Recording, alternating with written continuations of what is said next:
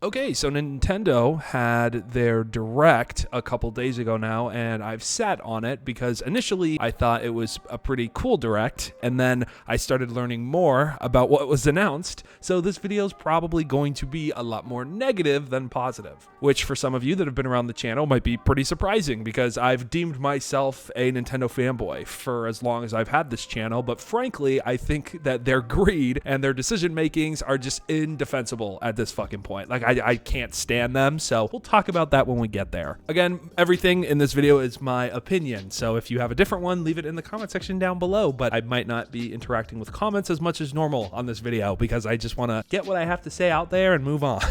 And again, this isn't in order of how things were announced at the Direct, but I'm going to cover maybe not everything, but all of the biggest things and some of my biggest concerns, we'll say. All right, so one of the first things that really stands out as a huge positive for myself is finally getting a date for Metroid Prime 4. If you don't know, this has been like the most elusive fucking Nintendo game for the last decade, and we are finally going to be getting our hands on it on December 4th. Samus will also be getting a amiibo, and we'll talk about amiibos here in a little bit. But I'm really excited for this game for all of the base levels. I'm not that excited for riding around in a barren-looking open world on a motorcycle. It doesn't look that fun or Metroid-like, but knowing the developers, it's probably going to be really fun, and I'm really excited to play that game. It's probably like the biggest Switch 2 game, or really one of the biggest Switch games we'll ever get, because Metroid Prime 4 has been in development hell for so long. Now, one of the things that took me a little bit off guard was the fact that they ended the Direct with another Fire Emblem game, which, don't get me wrong, I actually really enjoy Fire Emblem as a franchise, but I'm probably in the minority there. Not a lot of people like this franchise in general. The fan base it does have is very strong, but Fire Emblem Fortune's Weave will be released in 2026, so that'll be one of their big games for next year. Donkey Kong Bonanza got a DLC that launched the day the Direct aired. It basically took you to DK Island, and there was an Emerald Rush mode. I mean, it was just basic DLC. Nothing really too, what's the word? Special? New? There wasn't a lot there. Like, I didn't get the DLC. It looks really fun. I've seen people play it, but it definitely gave like a 90s vibe, which is cool. I mean, I loved Donkey Kong Bonanza, one of my favorite games of the year, so this is just more reason to go back and play it eventually. All right, and then one of the cooler announcements from the Pokemon Company,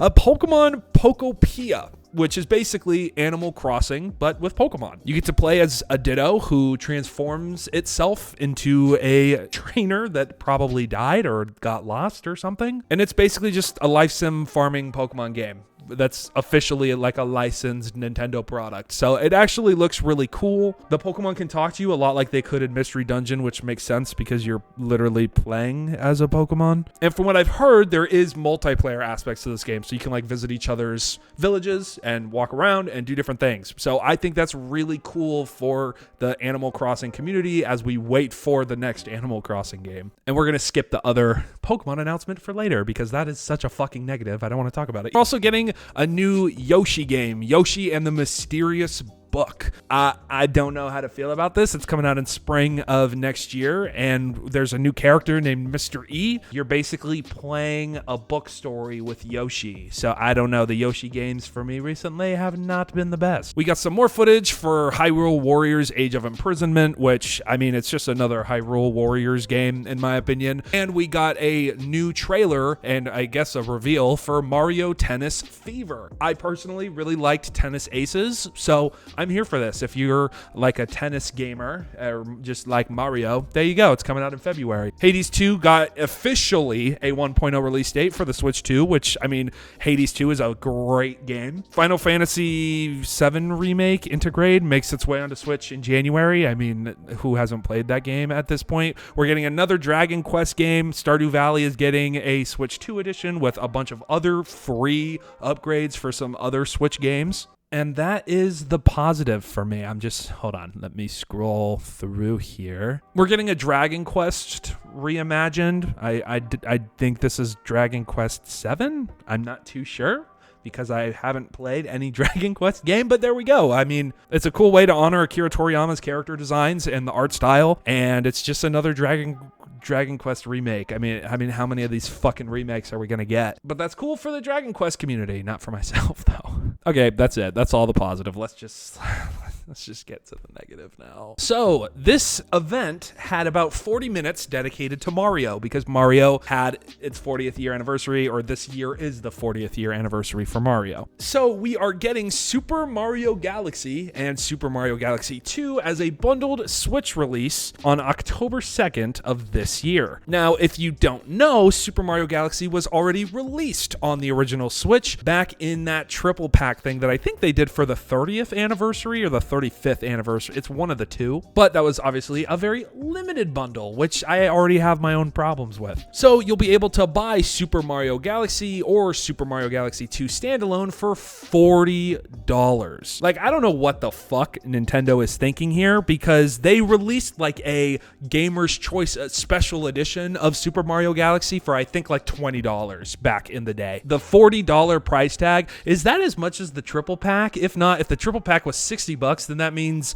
that this game should be worth $20 at most. So they're trying to sell it again on the Switch and Switch 2. By the way, it's not a Switch 2 edition of the game. It's just playable on Switch 2. You're basically buying a Switch 1 game for $40 that they already told us was worth $20. So that's just it's just so like egregiously disgusting. It's so fucking gross to me. Now, obviously, you can buy the bundle of the games for, is it $80? Is it $70? Hold on.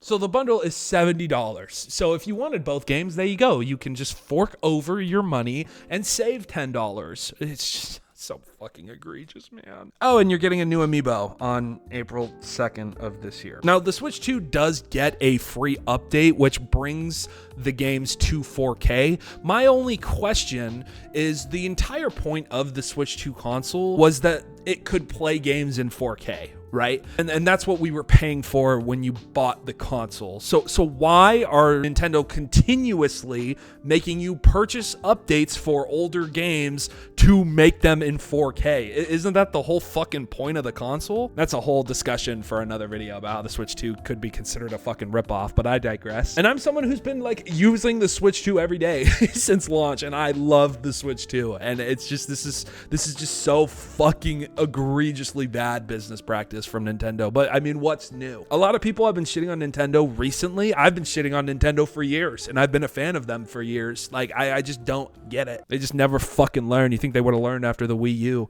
On top of their egregiousness, we also got an announcement of Virtual Boy Nintendo Classics coming to the Nintendo Online. However, they're releasing the Virtual Boy for $100. You can buy the Virtual Boy it's basically a dock for your Switch, because you put your Switch in it and it makes your fucking eyes bleed, for $100. Or you could just buy the cardboard model for $25. Who the fuck is gonna buy the $100 one? Like, that's just so, what, isn't there 14 games on the entire thing? Like why?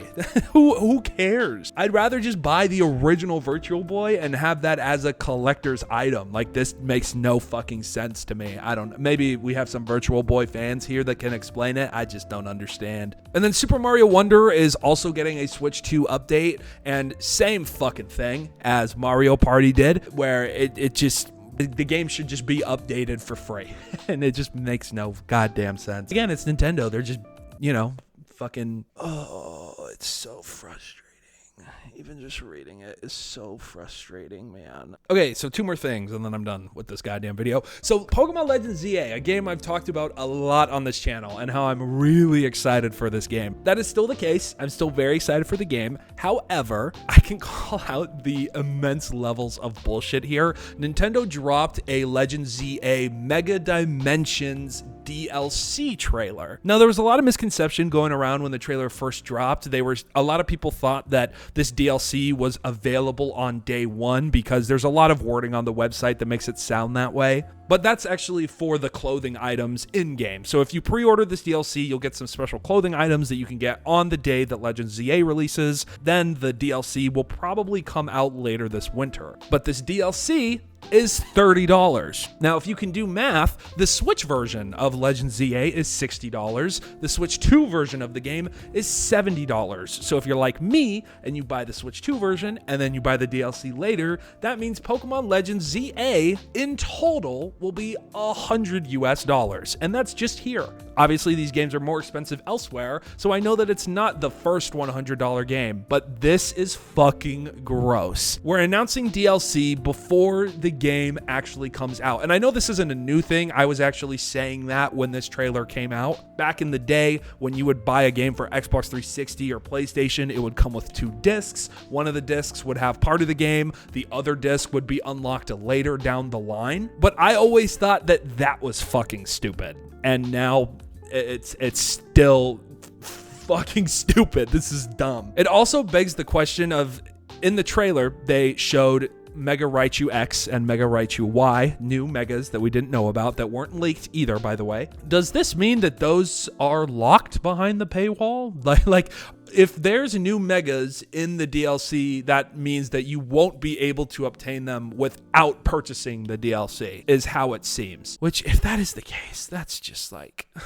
I don't even know, man. It's so dumb. All right, and then the final thing that is equally as gross that I haven't seen too many people talk about. So Kirby Air Riders is one of the bigger Nintendo games coming out soon, and we were shown 2 new amiibos. It was for Waddle Dee and for Kirby, and they were riding their respective like default carts from Kirby Air Riders. Now, you can swap these. It's a little like the Skylanders, where when they became swappable, where you could like interchange them and they had a magnet. The Kirby and Warp Star amiibo and then the Bandana, Waddle Dee, and Winged Star amiibo are both $49.99, bro. And that's across everything: Amazon, Walmart, Best Buy, GameStop. That is fucking so gross. That is more than buying Hollow Knight Silksong twice.